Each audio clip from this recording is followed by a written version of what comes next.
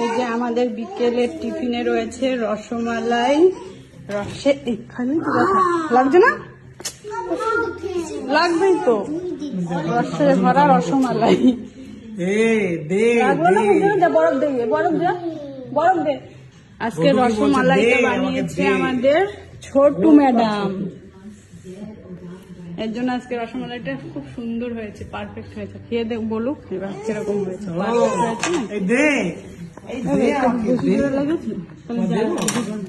বরফ দিয়ে গেছে, রসমালাইটা খেয়ে বলবে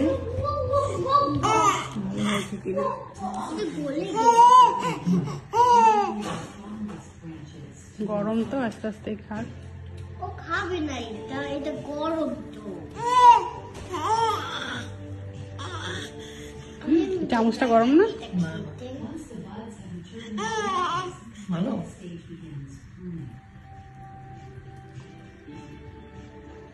ভালো।